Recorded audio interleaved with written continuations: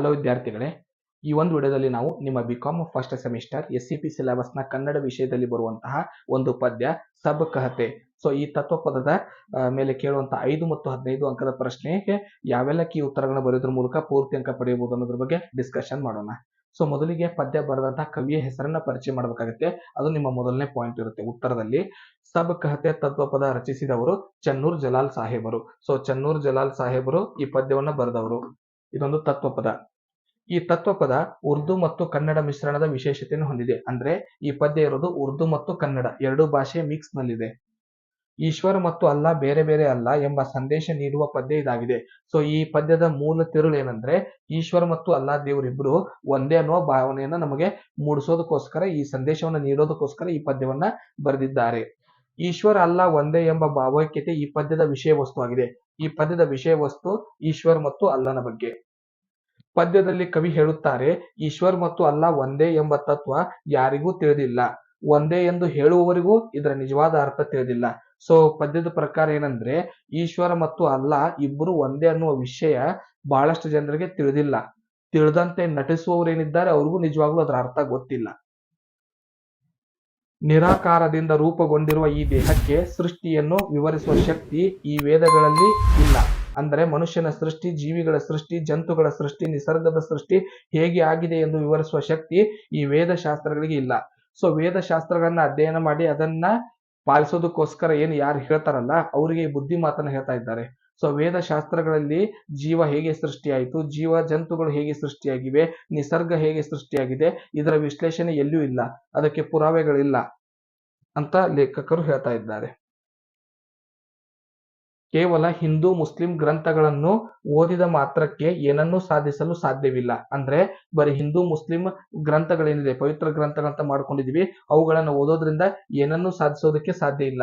ಹಿಂದೂ ಮುಸ್ಲಿಮರು ವೇದಶಾಸ್ತ್ರ ಪವಿತ್ರ ಪುಸ್ತಕಗಳನ್ನು ಓದುತ್ತಾರೆ, ಆದರೆ ಸರಿಯಾದ ಗುರುವನ್ನು ಹುಡುಕುವಲ್ಲಿ ವಿಫಲರಾಗಿದ್ದಾರೆ. ಸೊ ಪುಸ್ತಕಗಳನ್ನು ಎಲ್ಲರೂ ಓದ್ತಾರೆ, ಆದ್ರೆ ಗುರುವನ್ನ ಹುಡುಕೋದ್ರಲ್ಲಿ ವಿಫಲವಾಗಿದ್ದಾರೆ. ಸೊ ಅಂದ್ರೆ ಗುರುವನ್ನ ಹುಡುಕೋದು ಮುಖ್ಯ ಅಂತ ಎರಡನೇ ತಿರುಳು ಈ ಪದ್ಯದ ಎರಡನೇ ಭಾಗ. ಇದರಿಂದಾಗಿ ಮೂಲಭೂತ ಧರ್ಮವಾದಿಗಳಿಗೆ ಮೇಲು ಕೀಳು ಶೀಲ ಸಂಪ್ರದಾಯ ಪಿಡುಗು ಹತ್ತಿ ಬದುಕಿನ ಸೌಂದರ್ಯ ಹಾಳು ಮಾಡುವ ವಿದ್ಯಾರ್ಥಿಗಳೇ, ಸಾಯಿ ಗುಡ್ ಕ್ಲಾಸಸ್ ಸಂಸ್ಥೆ ವತಿಯಿಂದ ಸಿಗುವಂತಹ ಸೌಲಭ್ಯಗಳನ್ನ ನೀವು ಪಡ್ಕೋಬೇಕಂದ್ರೆ ಗೂಗಲ್ ನಲ್ಲಿ ನೀವು ಸರ್ಚ್ ಎಂಜಿನ್ ನಲ್ಲಿ ಸಾಯಿ ಗುಡ್ ಕ್ಲಾಸಸ್ ಅಂತ ಟೈಪ್ ಮಾಡಿ ಸರ್ಚ್ ಮಾಡಬೇಕಾಗುತ್ತೆ. ಸೊ ಆಗ ಈ ರೀತಿಯಾದ ಲಿಂಕ್ ಗಳು ಓಪನ್ ಆಗುತ್ತೆ. ಮೊದಲನೇ ಲಿಂಕ್ ಮೇಲೆ ನೀವು ಕ್ಲಿಕ್ ಮಾಡಿದಾಗ ನಮ್ಮ ವೆಬ್ ಪೇಜ್ ಓಪನ್ ಆಗುತ್ತೆ. ಸೊ ವೆಬ್ ಪೇಜ್ ನಲ್ಲಿ ಡೌನ್ಲೋಡ್ ನೌ ಮೇಲೆ ಕ್ಲಿಕ್ ಮಾಡಿದಾಗ ನಮ್ಮ ಸಂಸ್ಥೆ ವತಿಯಿಂದ ಬಿಡುಗಡೆ ಮಾಡಿದಂತಹ ಮೊಬೈಲ್ ಆಪ್ ನಿಮಗೆ ಲಭ್ಯವಾಗುತ್ತೆ. ಈ ರೀತಿಯಾದ ಮೊಬೈಲ್ ಆಪ್ ನ ಮೊದಲನೇ ಪೇಜ್ ಓಪನ್ ಆಗುತ್ತೆ. ಸೊ ಡೌನ್ಲೋಡ್ ಆದ ನಂತರ ಮೊದಲನೇ ಪೇಜ್ ಈ ರೀತಿಯಾಗಿ ಓಪನ್ ಆಗುತ್ತೆ. ಸೊ ಇದರಲ್ಲಿರುವಂತಹ ಕ್ರಿಯೇಟ್ ನ್ಯೂ ಅಕೌಂಟ್ ಮೇಲೆ ಕ್ಲಿಕ್ ಮಾಡಿ ನಿಮ್ಮ ಡೀಟೇಲ್ಸ್ ನ ಇಲ್ಲಿ ಫಿಲ್ ಮಾಡೋದ್ರ ಮೂಲಕ ನೀವು ಸಬ್ಮಿಟ್ ಕೊಡೋದ್ರ ಮೂಲಕ ನಮ್ಮ ಕ್ಲಾಸ್ ನ ರಿಜಿಸ್ಟ್ರೇಷನ್ ಮಾಡ್ಕೋಬಹುದು. ಸೊ ರಿಜಿಸ್ಟ್ರೇಷನ್ ಆದ ನಂತರ ನಿಮಗೆ ಬೇಕಾಗಿರುವಂತಹ ಕ್ಲಾಸ್ ಗಳ ಮೇಲೆ ನೀವು ಕ್ಲಿಕ್ ಮಾಡೋದ್ರ ಮೂಲಕ ನಮ್ಮ ಕ್ಲಾಸ್ ನ ನೀವು ಜಾಯ್ನ್ ಆಗಬಹುದು. ಸೊ ಇದಿಷ್ಟು ನಮ್ಮ ಕ್ಲಾಸ್ ನ ಯಾವ ರೀತಿ ಜಾಯ್ನ್ ಆಗಬೇಕು ಅನ್ನೋದನ್ನ ಮುಂದೆ ಮತ್ತೆ ಸ್ಟೋರಿಗೆ ಹೋಗೋಣ. ಪಡೆದುಕೊಳ್ಳುತ್ತಿದ್ದಾರೆ. ಸೊ ಈ ರೀತಿಯಾಗಿ ಮಾಡೋದ್ರಿಂದ ಅಂದ್ರೆ ಗುರುವನ್ನ ಹುಡುಕ್ಲಾರ್ದೇನೆ ಬರೀ ಪುರಾಣಗಳನ್ನ, ವೇದಗಳನ್ನ, ಬೈಬಲ್ಗಳನ್ನ, ಈ ಕುರಾನ್ಗಳನ್ನ ಓದೋದ್ರಿಂದ, ಗುರುವನ್ನ ಹುಡುಕ್ಲಾರ್ದೇನೆ, ನಿಜವಾದ ಅರ್ಥವನ್ನ ತಿಳಿಲಾರ್ದೇನೆ ನಮ್ಮಿಂದ ನಾವೇ ಓದೋದ್ರಿಂದ, ಈ ಗ್ರಂಥಗಳನ್ನ ಓದೋದ್ರಿಂದ ನಮ್ಮಲ್ಲಿ ತಪ್ಪು ಭಾವನೆಗಳು ಮೂಡುತ್ತೆ. ಇದರಿಂದಾಗಿ ಮೂಲಭೂತ ಧರ್ಮವಾದಿಗಳು ಧರ್ಮವನ್ನೇ ತಮ್ಮ ಬಂಡವಾಳವನ್ನಾಗಿಸಿಕೊಂಡವರು, ಜಾತಿ ಜಗಳ ಹಚ್ಚೋರು, ಮೇಲು ಕೀಳು ಸೃಷ್ಟಿ ಮಾಡಿ, ಶೀಲ ಸಂಪ್ರದಾಯ ಸೃಷ್ಟಿ ಮಾಡಿ, ಹಳೆ ಸಂಪ್ರದಾಯ ಅನ್ನೋ ಹೆಸರಿನಲ್ಲಿ ಒಂಥರ ರೋಗವನ್ನ ನಮಗೆ ಹಚ್ಚಿ ನಮ್ಮ ಬದುಕಿನ ಸೌಂದರ್ಯವನ್ನ ಹಾಳು ಮಾಡ್ತಾರೆ. ಗುರುವಿನ ದರ್ಶನದಿಂದ ಮಾತ್ರ ನಿಜವಾದ ಅರ್ಥ ತಿಳಿಯಲು ಸಾಧ್ಯವಾಗುತ್ತದೆ. ಅಂದ್ರೆ ಈ ಎಲ್ಲ ಗ್ರಂಥಗಳ, ಹಿಂದೂ ಮುಸ್ಲಿಂ ಯಾವುದೇ ಇರಲಿ, ಯಾವುದೇ ಧರ್ಮದ ಗ್ರಂಥ ಇರಲಿ, ಅದರ ನಿಜವಾದ ಅರ್ಥ ತಿಳಿಬೇಕಂದ್ರೆ ಗುರುವಿನಿಂದ ಮಾತ್ರ ಸಾಧ್ಯವಾಗುತ್ತದೆ. ಶ್ರೇಷ್ಠನಾದ ಗುರುವನ್ನು ಹುಡುಕಿಕೊಳ್ಳಬೇಕು. ಅಂದ್ರೆ ಗುರು ಸಾಮಾನ್ಯನಿರಬಾರ್ದು, ಆತ ಶ್ರೇಷ್ಠನಾಗಿರ್ಬೇಕು.